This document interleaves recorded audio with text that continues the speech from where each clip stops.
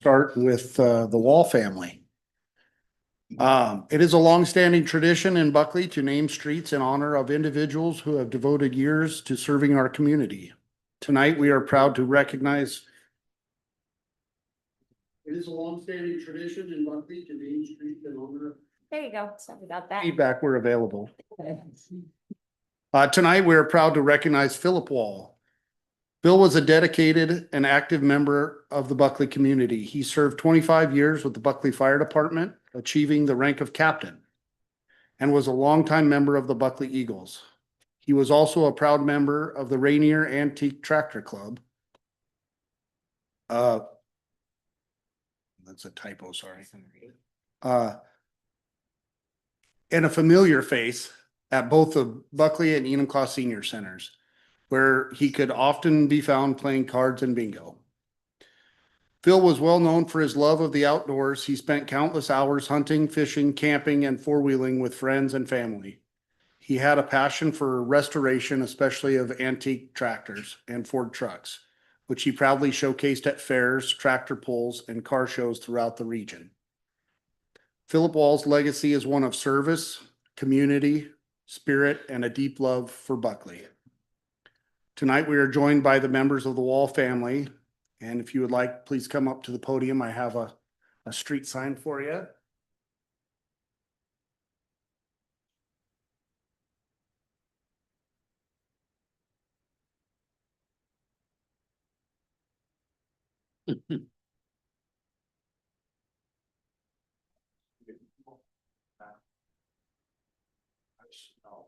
My son.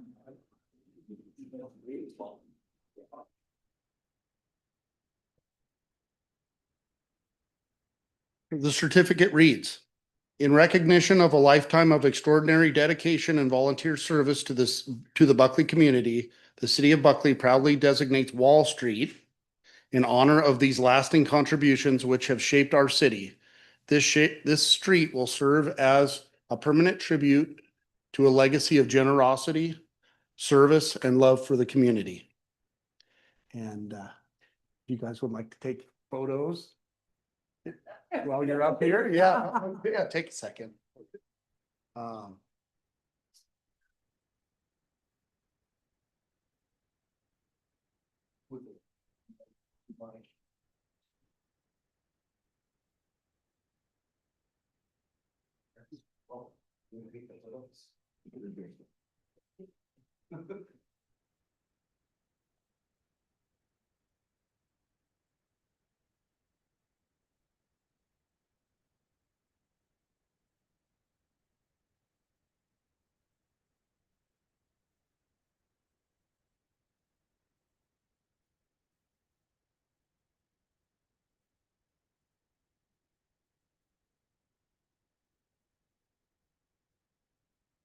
Darla might remember one of our mutual friends, Dave Montgomery, we used to go running through the pasture up there above their place and plenty of horsing around Pichos, which we did earlier this year of the Pichos family. So thank you guys for coming. All right. And we have another one, of course, not to be outdone. All right. The Maddens came to Buckley from Illinois in the early 1900s. Otto Madden and Van Baron Madden Sr. started Madden Grocery in 1919. It had everything for loggers and shoes for the family. The store closed in 1982. Frank Madden had a store after his father and was also a volunteer fireman in Buckley. Height Madden worked for Weyerhaeuser and was also a volunteer firefighter. He was mayor of Buckley in the 1960s. Van Baron Madden was on the school board for 34 years. Bill Madden's son Tim worked at White River School District. Merle Madden Carlson worked at Rack Drug and volunteered at the school. Her brothers Alan and Deanne. Is that right? Dean. Sorry. Alan and Dean knew a lot of history about Buckley. Mary Kay Schiller is a very active member in Buckley as well. Michael Madden owns Madden Mechanical and Plumbing in the area, and the Madden family is still going strong. They had a new addition to the family here, 2 weeks ago. Daisy Elena Jane is just 2 weeks old, and with many other Madden kids attending the White River School District. So with that, this is gonna be a wide photo. You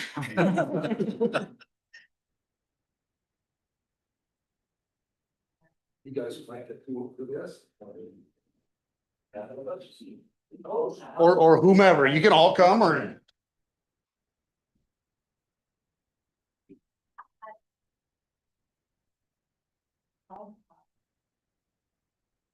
Whoever would like to, you like to take that, whomever? Okay. On this. So we go like this. Yeah, wherever you like.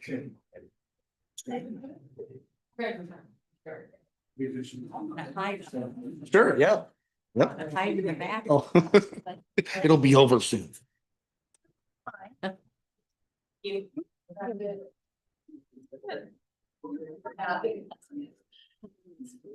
Very mad. Sorry, Mayor.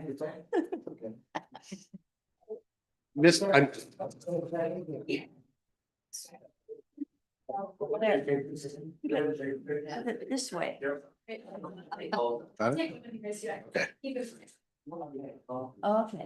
I'm, Jim, why? I think you can see him. Jim, you look really interesting.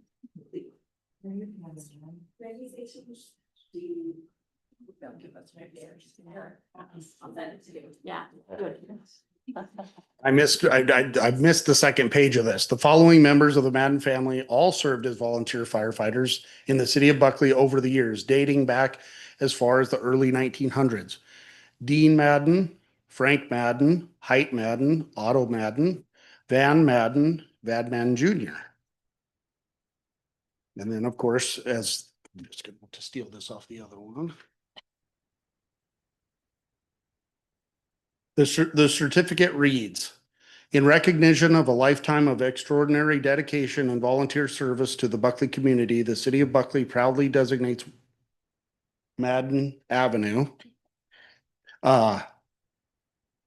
in honor of these lasting contributions which have shaped our city.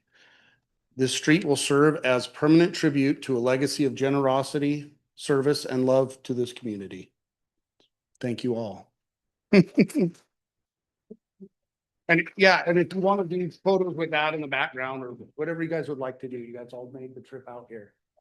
For anybody that's wondering, Wall Street is in Blueberry Farm and Madden Avenue is in the Enclave at White River. The new housing development up Spike Day. Oh, wow. Fancy. Yeah. Oh.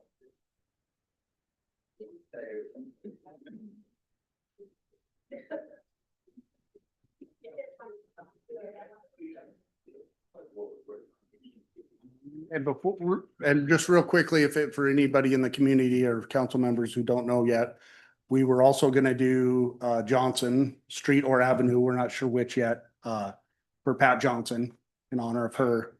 And that'll be coming in the new year, so.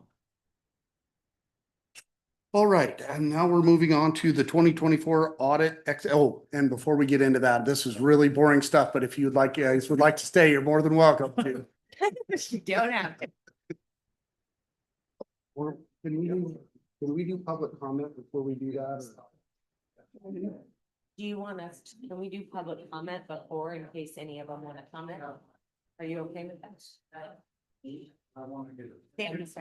And actually, before anybody leaves, if you guys would like, we'll just skip ahead to this. If anybody would like to make public comment just while you're here, we can do that too. If anybody wants to speak or say anything.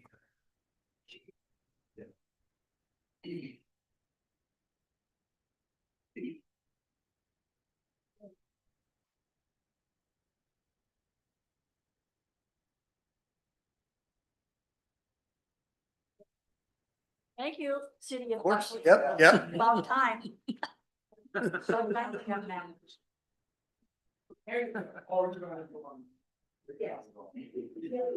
Okay, with that, we'll get into the audit 2024 exit audit conference, audit exit conference. And Director Hines is here, I know, and We have a guest on Zoom. Sandy, did you want to introduce us or? Oh, there you go. Okay, Sure, I can do that. sure. Thanks. Good evening, Mayor and Council. Tonight we have Kurt Gadbois and Jen Rosler here from the Auditor's Office. They conducted our 2024 audit. Remember, we had our entrance conference not that long ago. They have worked very hard to try and get our audit done and complete by year end. And we're happy to say tonight is our exit conference. So they're going to go over kind of the process and some results and answer any questions. Great. Thank you, Kurt. Thank you so much. All right. Well, thank you for the introduction there. And yeah, it's always great to see community involvement. Like I was just able to see there, and just these great citizens that have done so much for the community. So I love seeing that. But yes, now back to the auditors here. So we'll go ahead and I'm going to share my screen. I did have a presentation here. Hopefully we'll be able to see this. And then also there is a packet of information we sent to the city earlier. I think Sandy was able to send that out to you. So the packet of information has a little more detail than what I'm going to go over verbally with you today. But if you see anything in there at all that you have questions with, feel free to ask us or follow up with me at a later time. Always happy to talk to you. But yes, my name is Kirk Gadbois, and it's my pleasure to be serving the audits as the audit supervisor again for the City of Buckwheat Audit. We first started working with the city a few years ago to start with the fiscal year 19 audit. And 19, 20, 21 is what we first did. And then we did a second audit that concluded in March last year. And now this final audit is for fiscal year 2024. And we're pleased to be back again presenting the results of that audit. With me is my coworker, Jen. And I don't know if Jen right now, I think, is an attendee. So I don't know if she's able to present or not. Oh, now she's a panelist. So my coworker, Jen, served as the audit lead this year. And so that means she was really the one that went through all the city records, had lots of conversations with city staff, and really dug through all the records and whatnot. So she'll be kind of going over the main details of what she did here in just a couple seconds. But in case any of you are new or maybe don't know exactly who we are, what is the State Auditor's Office, what do we do? As State Auditor's Office, we do serve under an independently elected state auditor. It's Auditor Pat McCarthy. And the Auditor's Office reviews all governments in Washington State, from the state itself all the way down to every county, every city and town, fire district, school district, all the way down to the commodity commissions and the Red Raspberry District. So any government that gets taxpayer funds, we audit those governments and really make sure that they're doing what they're supposed to be doing. Ultimate goal is just to provide citizens that peace of mind, knowing that there is an independent office that is reviewing financial matters at all government in the state. And then also, because we do audit all governments in Washington State, we're able to see best practices that some cities and governments do statewide. So if we see something that a city is doing really well or has really good practice in one corner of the state, we're able to share those best practices when we do our audits of different governments throughout the state as well. So with that, I'll go ahead and pass it off to Jen if she's able to speak there, and she can kind of talk about the work she did on the two different audits we did. Great, thank you, Kirk. So the first audit we performed for the period January 1st through December 31st, 2024 was an accountability audit. And the purpose of an accountability audit is to determine whether the city complied with state laws, regulations, contracts, grant agreements, and even its own policies and procedures. And during these audits, we also look at whether the city has adequate controls to safeguard public funds. We found in the areas we selected, which I'll discuss on the next slide, that city operations complied in all material respects with applicable state laws, regulations, and its own policies, and provided adequate controls over the safeguarding of public resources. So that's a great result. In keeping with general auditing practices, of course, we can't possibly examine every transaction, every activity. I think Sandy would get quite sick of us after a while because we'd be doing so much auditing. But as a result, no information is provided on the areas that were not examined. So moving on, using a risk-based audit approach, we determined the following areas to look at this period. Cash receipting, so timeliness and completeness of deposits, voids, and adjustments. And that's for both cash and credit card payments. We looked at payroll, gross wages, leave cash outs, bonus and incentive payments, final pay to departing employees, and shift exchanges with the fire and police departments. We almost always look at open public meetings, so compliance with minutes, posting the minutes, meetings, executive session requirements. For example, if you have an executive session, do you divulge the reason? Do you clearly label the time frame? And we also look at financial conditions. So we do a review for indications of financial distress. And of course, we also conducted a financial audit. So this is a financial statement audit, the objective of which is to issue an opinion as to whether the information included in the financial statements can be relied upon to make decisions. We're very pleased to report that we're issuing an unmodified, clean audit opinion on the city's financial statements. And that's exactly the opinion you want to receive. It provides assurance to outside users that the financial statements are stated fairly and are materially correct. Since the city has elected to prepare its financial statements using the cash basis method of accounting, which is authorized under the state of Washington through the Budgeting, Accounting, and Reporting, or BARS system, that's great. It's utilized by the majority of local governments across the state because of its simplified reporting requirements, but national standards issued by the American Institute of Certified Public Accountants require us to disclose in their report whenever a local government chooses to report their financial statements under any reporting method other than U.S. GAAP. So we do issue an adverse opinion on U.S. GAAP, but again, that's not a problem. You're absolutely free to use the cash basis. We reported no significant deficiencies in internal control, no deficiencies that we consider to be material weaknesses, and no instances of noncompliance that were material to the financial statement. So again, a great job by the city. And finally, my computer's being a little bit laggy. In relation to our financial statement audit, professional audit standards do require that we share with you whether there were any material or large misstatements. And we're very pleased to report that there were none. There are a couple uncorrected misstatements that you'll be able to view in your packet. They are items that will be corrected on a going forward basis because they require a little more work, but they're absolutely not material. And also, as part of our financial statement audit, we addressed the risk of management override of control. So basically, that's the risk that management may be able to process transactions outside of established and effective control process. In this area, we took a look at journal entries throughout the audit period to identify any incorrect or unallowable adjustments performed outside of the city's processes. Again, we're very pleased to share that no recommendations were reported. So again, just a great clean audit by the city of Buckley. And I'm going to hand things back to Kirk. Great. Thank you, Jen. All right, so more good news. At the beginning of the audit, we did provide an estimate to the city of how much we thought our services were going to cost, and we're pleased to report that just because of the efficiency of just working with the city and just how quickly everything went, and because we didn't really have to come on site, we are able to come about $2,500 under budget, under what we expected the audit to cost. So that's good news. I know it's not a significant amount, but I know for a lot of governments, any bit helps. So that's always nice. Our next audit from our office is going to be performed in the fall of 2026, so next year, and it'll cover the same areas, the accountability and financial statement audit for fiscal year 2025. One difference is that Jen and myself and the team's been working with you over the past couple of years.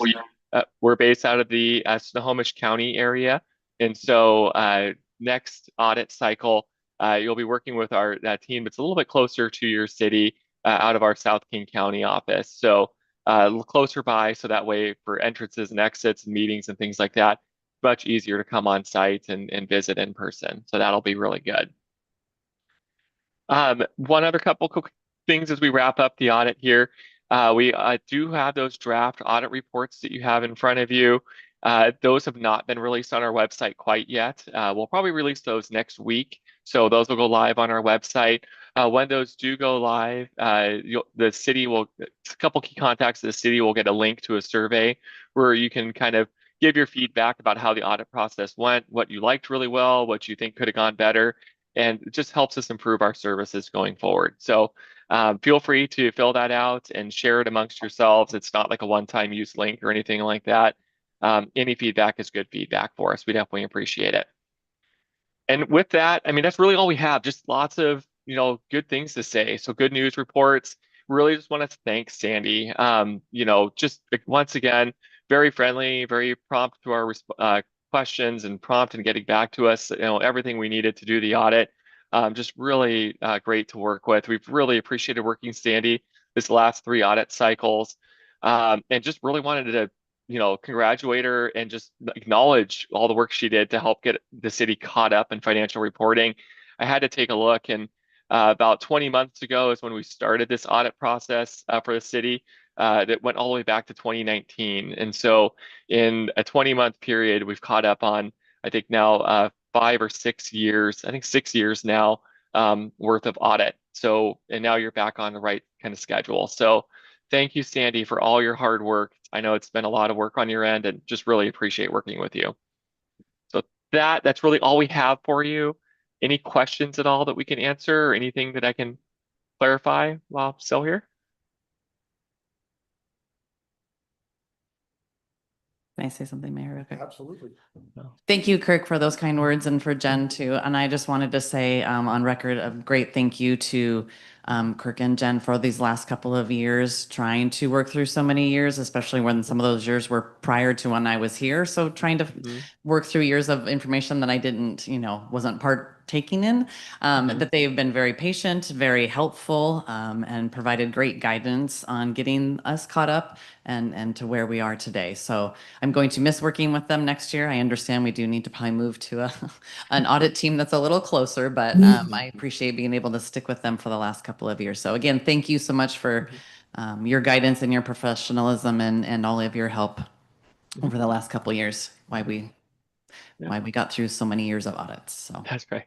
We thank will you. truly miss you, Sandy. You've been fantastic. Yes, thank you, Jen. I appreciate you much. All right. Thanks. Thanks, Sandy. Yeah. We'll let you, any other questions at all or anything? Nope. Nope. Okay. Well, have a good evening. We'll let you get on with your business then. Thank you so much. Yep. Thank Have you. a great night, everybody. Thank you. Fine job, Sandy. Yeah, that's a lot to get through. There's a lot of years. Yeah, 1 year at a time. That's great. Yay. Perfect. Okay. With that, we will move into an actual official public comment period. I have, Carolyn, did you want to speak now or now? Okay.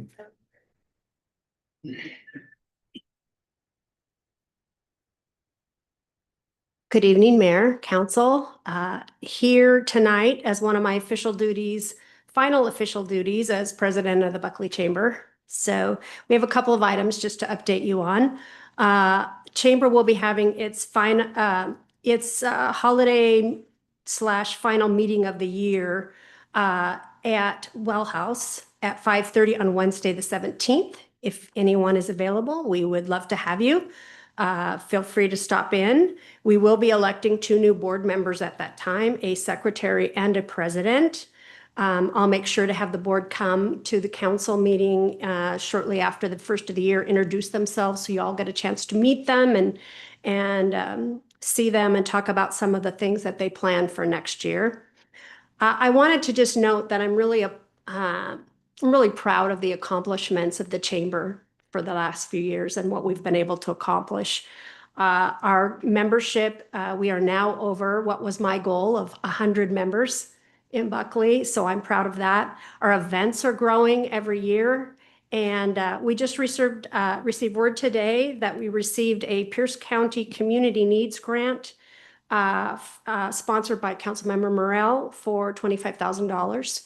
So we will be using that towards some efforts in the community to help with economic development. And then lastly, on behalf of the board, I just wanted to take a minute and thank you, Mayor and Councilmember Anderson, for all that you've done on behalf of the chamber over this last of your 4-year term. We certainly really appreciate everything that you've done.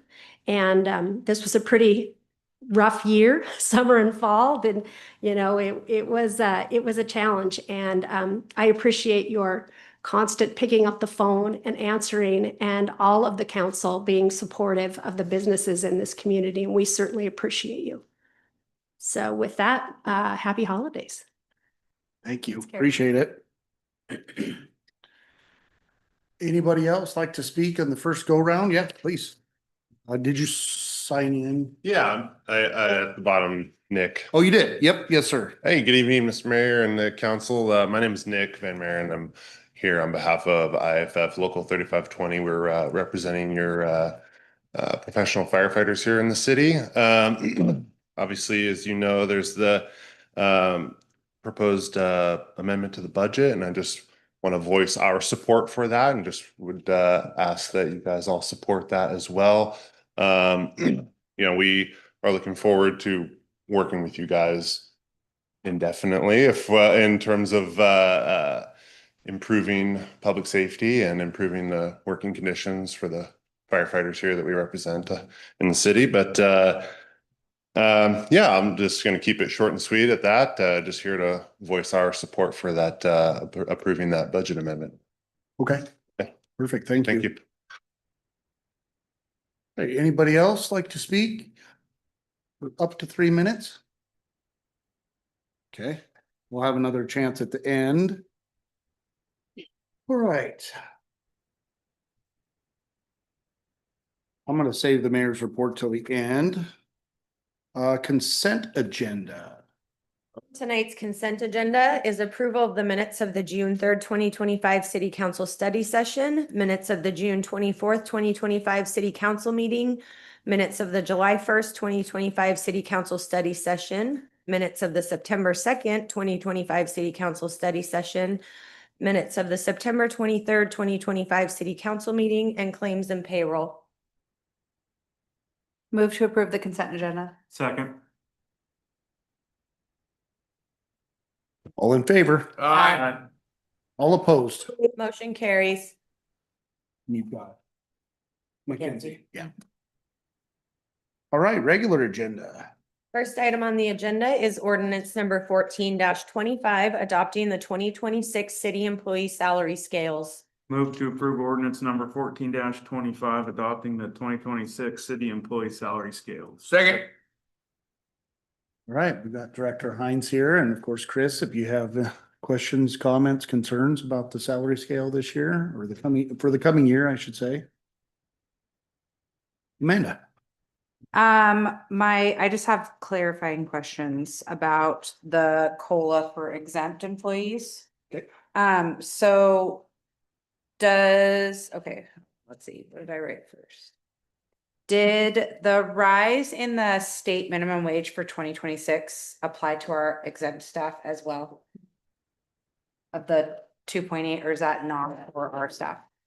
So the increase in the minimum wage, we just usually watch that for our hourly employees for Okay. like the seasonals and stuff to make sure all of our seasonals hit at least minimum wage or more. Okay, but that didn't apply for exempt, just for. That didn't affect exempt, no. Okay, perfect. And then my other question was, where, I know that it was our second item of the updated budget, but where is that money coming out? I can't remember where that is coming out of, what fund? Particularly for one of them, or all of the Exempt. COLAs for exempt. Mhm. For exempt, so the 25-26 budget that was approved last year Yes. had the 3.5% already included Okay. as an estimate for 2026. Okay, but what, What line item? yeah. Fund. Yep. what- It's in the salaries and wages in each of the funds where the staff are budgeted. Okay. Yes.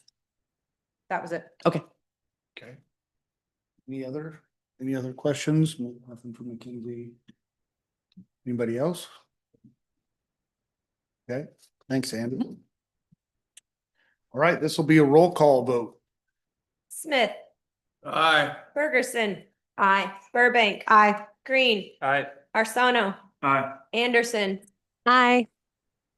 Motion carries. Next item is ordinance number 15-25, amending the 2025-2026 city budget. Move to approve ordinance 15-25, amending the 2025-2026 city budget. Second.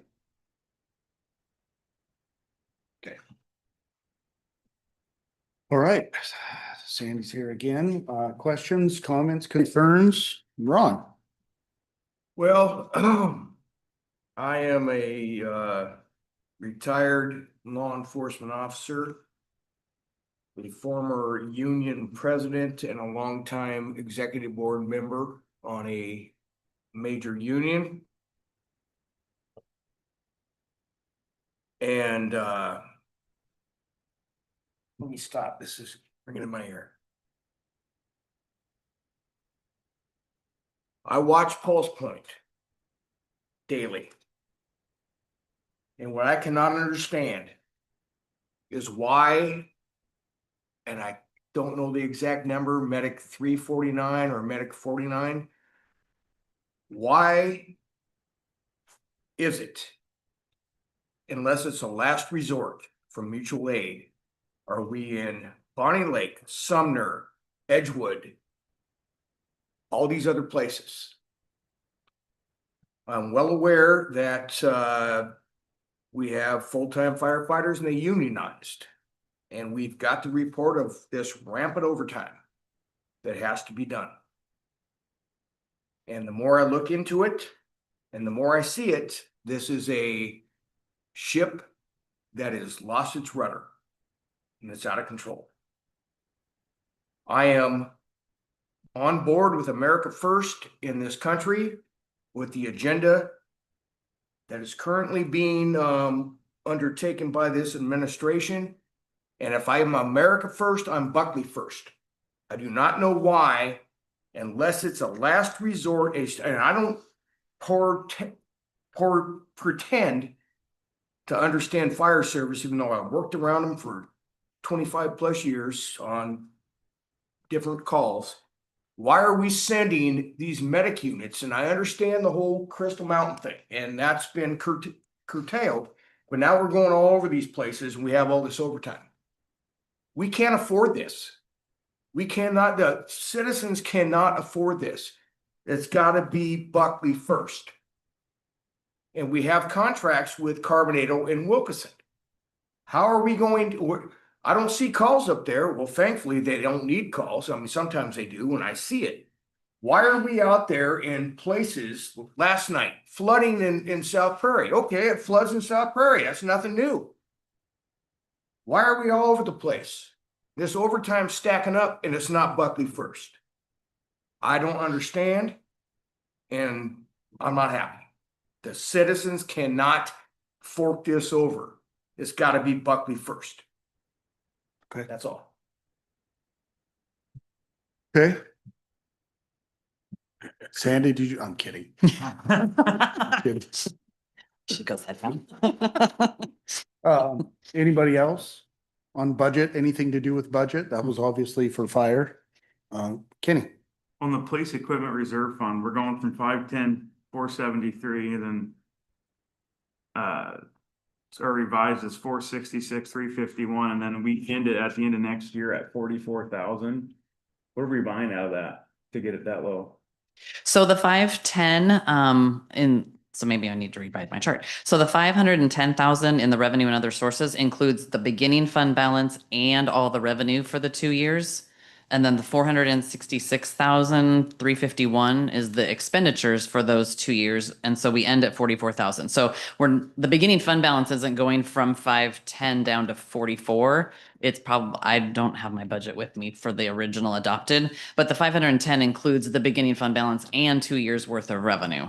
So I could get you what the original fund balance is, but the 44,000 isn't much lower than where we originally budgeted that to be. There's no adjustments for that fund, anything new. So the budgeted expenditures are what was already included in the 25-26 budget, which was funding the additional, it was funding equipment, a car, I believe in 26, and then some money funding towards the general fund for the new police officer in 26. So we're gonna, I guess that's where I missed it. We're gonna fund a police officer with one-time money is our plan. Well, this fund it has an ongoing revenue source in it, and so it can continue to send money to the general fund each year. Okay. Okay. Oh, Brandon. Just a couple questions. So, at a study session, we talked about, adding that, potentially added that new firefighter rule that had been kind of put aside. That's coming later, I assume. Is that still? The fourth firefighter won't be coming before the end of the year and. Right. And it'll be up to the incoming mayor Okay. whether that gets hired or not. Okay, but that's something we would see aside from this. If you approve the budget, you're approving a new firefighter. So, okay, so. We will have Okay. more discussion with council prior to moving forward with advertising for a fourth firefighter. Okay, I just want to raise that because, and so I understand Councilmember Smith's concerns, like totally. But the overtime though is more of a function of like the setup of how many staff we have, not so much like where the calls are. It's my understanding. Is that correct? I would probably say yes, but I would defer to the fire chief. Okay, just want to distinguish that, but not to undercut your argument, but I think that the overtime amounts would be the same because the staffing setup, from my understanding. Ron. This is my conclusion, my 8th year on council. When I started 8 years ago, we didn't have this problem. We had a fire chief, we didn't have an assistant chief, and that assistant chief, the first assistant chief hired was our current fire chief. Didn't have an assistant chief, and I don't know the exact structure of the department, but we didn't have this problem. I mean, you had volunteers, and I understand volunteers come and volunteers go. I get it. This has been a volunteer firefighter place, and we could talk about putting in structure somewhere. If somebody wants to sign on to be a volunteer firefighter, they have to agree to stay X many years or pay back for their training or their money that the city paid for it. We didn't have this problem until the last year. And it appears to me that we have the problem now because we hired full-time firefighters that unionized. And I'm not accusing them of manipulating overtime or anything else. I understand I'm a left to retiree, and I understand what my pension, my highest 5-year earning years. I mean, I get it. But we didn't have this problem. I mean, seriously, I'm the longest sitting council member sitting here. And you were on the council when I first came on, and you were on before that I was here. We didn't have this problem. And again, South Prairie, Edgewood, this, that, and the other. Yes, we have calls. We had a smoke investigation today somewhere. I forget where it was. And we had an aid call on Ryan Road. And why are we running an ambulance? We don't see anything going to Crystal Mountain anymore. I think we nipped that in the bud. We're going all over here. And it's not mutual aid at the last resort with a house fire where they have no more engines. It is these routine aid calls in East Pierce territory. They're taking advantage of our resources. No, we can't. Buckley citizens cannot afford this. Amanda. Okay, so I need some clarification on Fund 003 of the General Fund Cumulative Reserve. Because I thought it was my understanding at our study session that we had talked about, yes, covering the overtime with the one-time money, but also hiring the fourth firefighter, and that's not in here. So I'm confused. Or am I wrong that we discussed that? You're not wrong that we discussed it. The fourth firefighter was budgeted in the 25-26 budget already. Okay, so how come it's not in here? Because there was no money needed to put. Not an adjustment. It wasn't Okay. it wasn't an adjustment. It was already budgeted. We were, Piece is the adjustment. Is that, Yes. that's the Yes. adjustment? Okay. right. Okay, got it. Thank you. Kenny. I missed the study session. I was gone to Montana. So the 200,000 is just for overtime, not hiring another person? Right. It's overtime and salaries and benefits above budget due to the additional hours for the part-time, for the volunteers getting paid for part-time. It was to cover the overage in salaries, benefit, and overtime in total for the fire department and the general fund.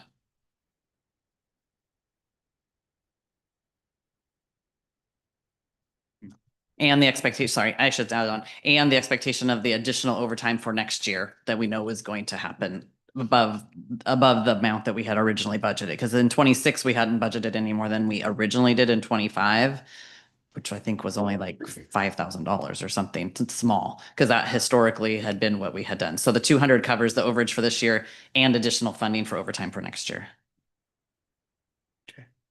But it was also discussed after that, Kenny, that that was with the notion that we had discussed going out to the voters, educating voters about the need about raising our. Property tax? Yeah. I've been asking for that for 3 years. Yeah, so because the argument that I made is that even if, because right now it's 50 cents.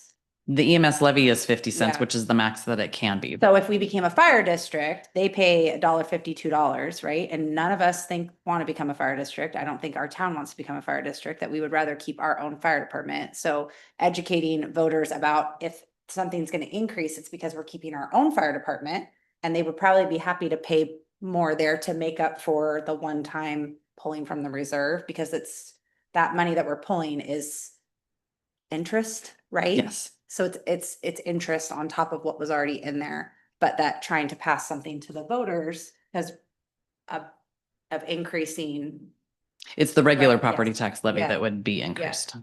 but that can't happen right away, of educating and like going out to the voters eventually, because we're gonna have to do something with the fire department, so. So there's a lot of moving parts to this. And this is something moving forward, something we were gonna do a study session next Tuesday. Partially around this, but suffice it to say, there's a lot of moving parts. There's the volunteer piece. There's the hemorrhaging of overtime to the tune, last I looked, of $30,000 to $40,000 a month in overtime, which is $420,000 a year in overtime. If I rough numbers, I averaged 35,000 a month between the 30 and the 40. And it's what? I think it's a little less than that. But Okay. I don't was have the numbers looking in front of at- me. Okay. Close. So just a second, and it's obviously not sustainable. We talked, about options. We were gonna have a exec session tonight cause I wanted to talk to you guys about what the future looks like. Because in my mind, and obviously I'm stepping away from this, but in my mind, everything's on the table. But there are so many moving parts to this. To Brandon's point about, the setup, obviously, if you have an extra, if you go from 3 firefighters to 4, in theory, that reduces overtime, but there's still gonna be a large amount of overtime. That's not sustainable in any way, shape, or form. Whether it's with the interest from the cumulative reserve, will be out of money in less than a year. The time frame to go to the voters is next November. And if it's approved, another year before we see any money. We don't have the money to get there unless we get into the piggy bank, which requires a super majority. I don't think anybody's in favor of that, but that time will tell. So for me, I just want to put it out here to the council, and I don't want this. That's why I wanted to have an exec session tonight. Because there's things I'm not gonna say in open forum. I'm just not going to. And the attorney said you can't do it, some of it in exec session, so here we are. You've heard it from me already. There's lots of moving parts to this, but I don't want this to be the friction right out of the gate between the incoming mayor and the council. This is a huge problem. It is the only major problem we have. And so a lot of focus will go into this, into the coming year. There's no real decisions tonight, obviously, to approve the budget is here tonight. But the 4th firefighter is absolutely 100% at the discretion of the mayor to hire or to lay off firefighters, for that matter, even the ones we currently have. So the council can absolutely approve the money to be spent. That doesn't mean that firefighter shows up or police officer or whatever the case may be. And I guess I'll just leave it at that. I would love to get into this more with you, and you all have my phone number. I'll be a citizen. I'm still a citizen, but I will be regular like I normally am anyway, even in this title. You all feel free to call me. I have probably more insight than most on this. Not the fire, lots of things, but this issue we have to get our arms around. We can't afford the fourth firefighter, in my opinion. And Denise. Well, I'm glad to know that we are going to have more discussion on this, because even though a fourth firefighter has been approved, I don't think that a fourth firefighter is going to fix the problem. I think in order to not have a bunch of overtime like what we're seeing, we would have to have 9, 10 firefighters in order to cover 24/7. And I don't know that we can afford that. So I'm glad to know that we are going to have more discussion on this, because we do need to get a handle on this.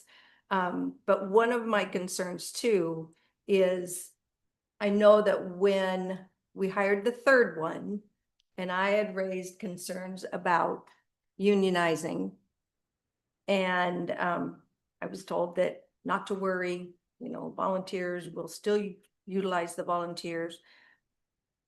But I guess once that third firefighter was hired, we started seeing the big amounts of overtime, and yet council wasn't informed.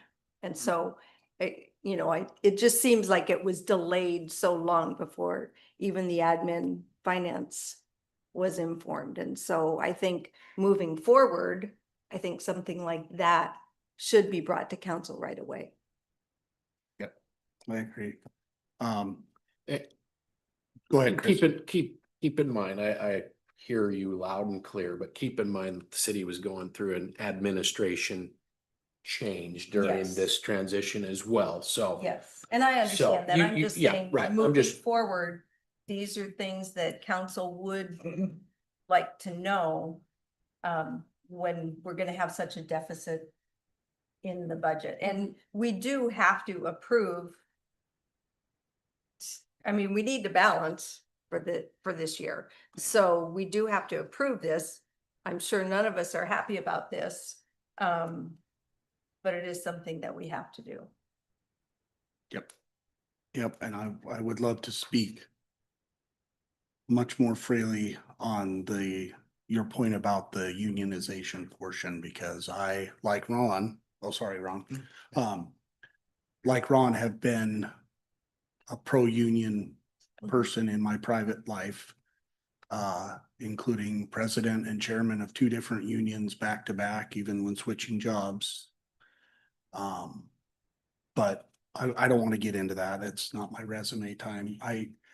I would be happy to discuss with any of you or any of the public at large about the benefits and the downsides of the union. I was an avid union guy, and they will never ever get support from me ever again, ever. They burned everybody through COVID. They did not do their jobs, remotely do their jobs. They don't even know what their jobs are in the union power structure anymore, in my opinion. And I'm just going to leave it at that. I'm already getting over my comfort zone. Ron. Again, unionization, I get it. I have no problem with it. With that comes vacation, sick leave. Reserves don't have that. They show up. Obviously, if they were supposed to show up and they were ill, they're not getting paid for it. They would call and tell whoever their supervisor reporting to, I can't show up because I have the flu or whatever. You got vacation, sick leave. I'm on vacation, so now we have overtime. We are a town of 5,400 people. Again, when I got on this council, it was all volunteer and it was working just fine. Just fine. And I'll tell you, been retired 6 years. Recently, I read something that my former department Now, in order to curb overtime to stop the bleeding of the city's budget, unless it's an emergency, it has to be approved by an assistant chief for any overtime for the rest of the year. A city of 800,000 people is focused on stopping the bleeding of overtime. And I get the whole thing. I mean, I get it. I know what they're entitled to. I know what FLSA is. I get it all. We can't do this. My colleagues, focus on when I got here, elected in 2017, sworn in 2018, we did not have this problem. We had volunteers. We didn't have that problem with overtime. We had one chief. We didn't have that problem when we got an assistant chief to go with that chief. We hired a retention and I forget recruiting coordinator. That was another full-time person. That was it. Yeah, and that's funded through. From a safer grant. That has to be renewed. Is it 3 or 4 years, Eric? Every 3 or 4 years on the retention and recruitment coordinator? Four. I just asked my colleagues, what happened? How did we get here at the end of 2025? How did we get here? That's all I ask. And you just real briefly to your point, the call volume between, let's just go back to COVID to 2020 to here, what is that? And then this, and what are we at, Sandy? Is it roughly 140? I think you budget for wages and benefits for a firefighter. Sorry to put you on the spot. That's down in the weeds. I believe that's real. Yeah, it's about 140. Yeah, so. But why are we going to South Prairie, Edgewood, all these other places? I mean, everybody in this room can download the Pulse Point app. I look at it every morning, a couple times through the day, and I'm aghast at where we're going. And it's not a 3-alarm fire. I don't know what the verbiage is, but with all the bells and whistles, all the alarms, it's not the last resort that we got to go back somebody up with a pumper truck, which we don't have, another engine to plug into wherever you're getting water at the fire hydrant. Last night it's because it was flooding in South Prairie. Guess what? We had an atmospheric river. Of course it was flooding in South Prairie. Well, and we have an overtime issue. Yeah, you make a good point. And I'll leave it with this. We have lots of, again, moving parts. We've got Wilkes-Barre, Carbonado. Crystal Mountain has been curbed. We still go there, but very rarely. But that was one thing I wanted to get done, not out of any personal ambition. It was simply the city of Buckley residents are contributing to a private business's profit margin in theory. So that's been solved. They have hired their own ambulance service. And so that's one of those pieces that we've helped. That going out for mutual aid, which obviously we need mutual aid sometimes too. So, but those are all things to look at, and we're certainly not going to solve that here tonight, but it's all things good for the council to be. And like I said, I'll just leave it with this, that I really don't want that friction to be. And so I wanted you all to know that I had no intention of hiring the 4th firefighter. I mean, it's not going to happen between now and the end of the year, and it wasn't. I appreciate from your heart that's, all we want is success at the Buckley Fire Department. I just don't see that moving forward, that's gonna, we've run the numbers. It's not gonna solve the overtime, remotely solve it. In fact, it'll be another firefighter that can make more overtime. And again, where are we going? Who are we serving? That's all more of the conversation, but I'm sure you and the mayor coming in we'll sort this all out. I just didn't want this to be the first friction, because this is a huge problem. And so it's gonna be some tough choices. So, and it isn't happy times. So. Anybody else? For anything to do with the budget, not just fire. Mackenzie, anything? She's like, what am I listening to? Brandon. You mentioned that the study session that was gonna be on the 16th was gonna deal with some of these issues. That meeting has since been canceled. Should we revive that meeting so we can start having these conversations, or? We can, we certainly can. If that's the council's, pleasure, we certainly can meet on the 16th or what have you. I think and Chris, you can speak up on this too. I mean, I'm more than happy to come in January and sit in. Yeah. You wanna yeah, talk we- about- We can always reach out to Mayor Burkett for future conversations after the first of the year. He's always welcome because he's got past history to come in and speak. The option of the December 16th study session, that's an option. I don't think that it's a discussion to be had around tonight's agenda item as far as passing the budget for a short-term type fix. I think this is more of a longer-term discussion. And I think there's a lot of fact finding that we need to do that you guys are owed in order to help better aid the decision moving forward. I don't know if we're gonna have much more factual information between now and Tuesday to where it's gonna be super productive, but I'm in no way, shape, or form discouraging that meeting. Sure. It's your guys' call. But I think there is a lot of, and correct me if I'm wrong, Mayor, but there's a lot of fact finding that we need to do. Yeah. I agree that's a huge piece of this and that, of course, you guys can all reach out to Chris and say, I want to know this, whatever those things are, because those are all good things, what's the call volume versus blah, blah, blah.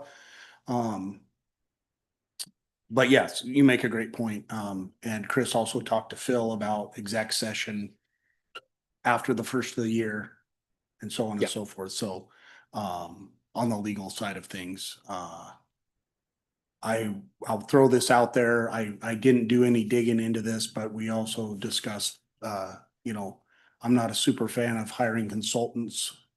But that's something that, to take the emotion out of it and we obviously, I'll admit, I have a bias. I always want it to be Buckley Fire. I have that bias. I want that, but is that what's best for the citizens moving forward? I think so. And we can also obviously discuss the pros and cons of that, but a consultant is an option, but it's also Expensive. it can be expensive and Yep. it will be expensive. And there are downsides to that as well, once the results come back, depending what those results are. So those are all things we can discuss, and I really would prefer to discuss in exec session, but Phil said, no, go. So here we are. I'd rather not be doing this out here, so to speak, anyway. But yes, so to answer the short answer, Brandon, we can absolutely meet on the 16th, or you guys can email Chris and say, I'd like to If it's know not gonna be a this. productive meeting, then, I don't Wait want till we the have the- takeaway to be it's not productive, but my recommendation is we need to go to work and fact find Yeah. and come to you guys with facts so you can make a good sound decision. Yeah, and preferably not A or B. Rather than like that, four. rather than have a Whatever. bunch of conversations on unknown data. Yep, totally. Agreed. Okay. Any other budget questions? Get back to where we left off. So I just got a quick question. Sure, go ahead. So this is to amend the biennial budget to smooth it, to balance it out. Budget adjustments, correct. Yep. Okay. Okay. All right, this will be, thank you, Sandy. Thank you. Will be a roll call vote. Arcano, Aye. Ferguson, Aye. Anderson, Yes. Smith, Aye. Green, I, Burbank. Aye. Motion carries. All right, you got anything, Chris? For staff reports? Do you have anything? Or are you going first or me first? No, go ahead. Okay. First and foremost, well, not first and foremost, but first, thank you to Sandy and her team, the excellent job on the audit. Great job. Second, thanks to the mayor and council member Anderson for their years of service to the city of Buckley. You guys are going to be missed greatly, but we know we'll all see you around. Third, we're not sitting on our hands for the intersection of C and Main. Just FYI, throwing it out there. I don't know if you've noticed, there's been flags installed at all four corners. In discussions about the no right turn or no left turn. We're also looking at flashing crosswalk ahead signs, maybe something similar to the flashing stop signs at A and Main. Staff has reached out to school district staff. We haven't heard a response yet, but I'm sure they will soon. So just a quick update on that. And lastly is if you've noticed that the lights going across Main Street are currently out east of Cottage, between Cottage and A. For some reason, the wire has melted to the cable, and we have the chamber coming out to look at it. These are the The decoration lights. decoration. Yeah, Decoration. gotcha. So we're not sitting on our hands on that. We're taking care of it, but It's Christmas time. it's Christmas. Get it going. So, no, but that's all. Okay, Yep. all right. And I will go after public comment. Anybody else? Public comment, anybody up to 3 minutes? It's you. Last call, What? last call. No. Okay. Okay. All right, and with that, we'll get into council member comments and go to the order, and then I've got a few things to say at the end. Ron, go ahead. First thing, everybody's probably seen this, there's 760 Park, I know that address well, that was my grandmother's house. Forever and ever and ever, and for the past 10 years, it's been somebody else's house. And they have a sign out there that says advertise here. And it lists their phone number to text them or call them, and it says 25,000 cars a day, which is great. But one is that, do they need a permit? Depends on the size. Is that legal? I believe that property may be zoned commercial. It is. It is, It is. but do they need a permit? They do need a permit. Okay. Our city, matter of fact, I had a conversation with an individual today about this very topic. Our city planner is out sick today, but as soon as our city planner is in, we will be digging into it. Great. I just want to make sure because I don't know what that looks like. Anyways, great. Yep. My last thing is I want to thank Mayor Burkett for his service, the last 4 years as mayor and following up on his service as a council member. You're going to be missed, but you're going to be around. Thank you so much. And as well, Council Member Anderson, thank you so much for your service on this council and everything you do in your professional life. You're going to be missed, but you're going to be around. So thank you so much. Thank you. Any other council member comments? Good to the order, anything? Brandon? Yeah, I just want to second that. Thank you, Mayor Burkett, and thank you, Councilmember Anderson. It's been a pleasure working with you both, and I hope to see you around often. Okay. I'll be calling you Mr. Burkett, so. Perfect. That's what it should have been the whole time. Okay, anybody else? Try and get through this. I've even wrote notes down, which I normally don't do. All right. And just to echo back to Ron, thank you for all your service as Mayor Pro Tem. It's been wonderful when I can't make it back to work, back to town in time or what have you. Been a great resource and without fail, I know I can count on you. So thank you. I want to extend a huge heartfelt thank you to all the council members. You've really made this easy. This little contraption right here, I've never used one time to start or end a meeting or gavel anybody down. It's unnecessary. I guess I'll do it one time here on my way out the door just to say I did it. It's really been a pleasure working with all of you. You've made it really, really easy. You know, there's hurdles, there's struggles, but there's victories too. The street signs thing, you know, there's the few bright lights in there, but you know, there's struggles, and when we've all got through it, everybody's professional and always with the heart, you know, the hearts for the citizens and the city, and always, you know, do the right things for the right reasons. Is, I don't know if that was a Predmore, if he coined that term, but I know that's where I heard it from first. Do you know that, Eric? Yeah. It was, yeah. So that, I can say that for the council members too, doing all the right things for all the right reasons. And I appreciate it. I really do. Cause you've seen the fireworks at Black Diamond and other places over the years. So I really appreciate it. You guys have all made positive decisions on everything we you know, we put in front of you. It's all a team effort. And so I appreciate that. As well as city staff, and a big thank you to Chris for taking on an unbelievable amount of workload, even prior to this workload. I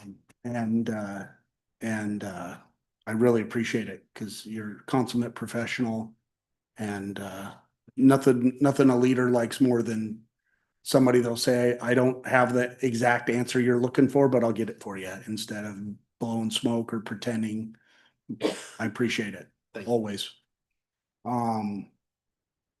Not to mention having to deal with my scattered focus and priorities and so on and so forth. I think I already touched on it, but just so you all know, Carolyn and I have been meeting for a smooth transition and transfer of information and knowledge, what little knowledge I have to pass on. And that'll continue between now and then, end of the year, and I'm sure into the new year. And then, of course, you guys, my phone's always, for my poor wife, my phone is always on. It's truly been an honor to be entrusted with this title for the last 4 years for the city at large, as well as the council. And last, but certainly first, my beautiful bride, who has endured hundreds, if not thousands of hours of phone calls and regurgitating and incessant digesting of information and so on and so forth. Patience is a strong suit to tenfold. And I should probably just read what I have here instead of going off the cuff.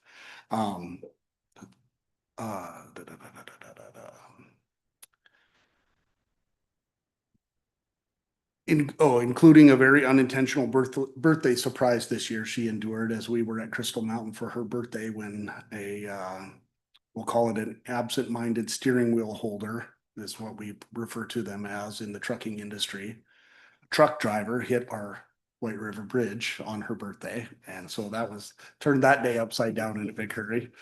But I appreciate my beautiful wife more than anything, and with that, I have comments from Councilmember Anderson. What?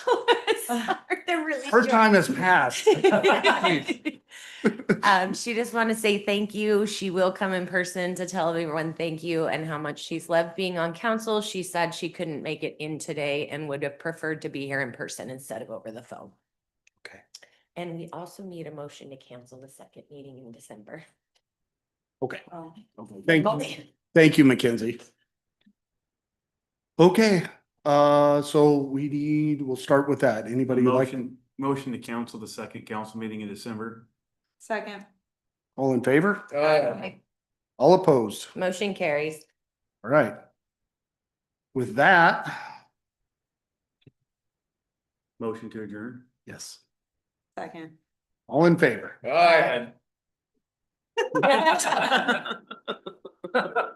Thank you, everybody.